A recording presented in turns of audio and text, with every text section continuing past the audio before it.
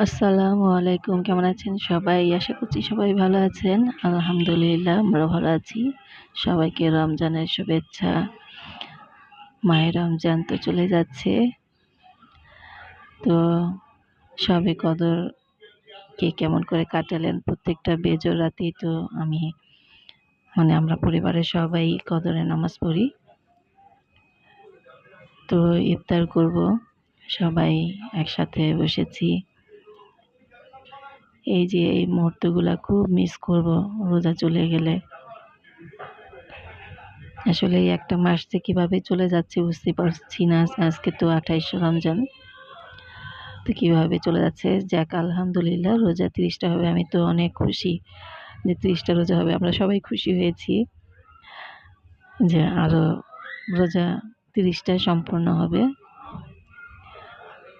তো ইফতার কিছুটা করে তারপর তো দেন নামাজটা পড়ে নিব। মাগরিবের নামাজটা মার সাথে বসে নামাজটা পড়ে নিলাম।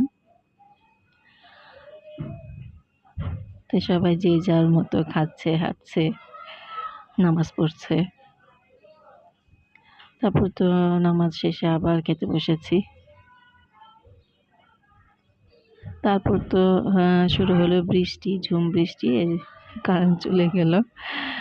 তো এখানে মুড়ি মাখানো হচ্ছে। ভাইয়া মুড়ি মাখাচ্ছে।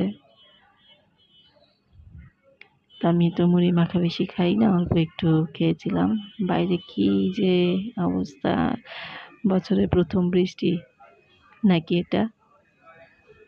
কেমন বিজলি চমকাচ্ছে! সবাই তো ১ম বার অনেক ভয় পেয়েছি। এমন জোরে একটা বিজলি চমকিয়েছিল।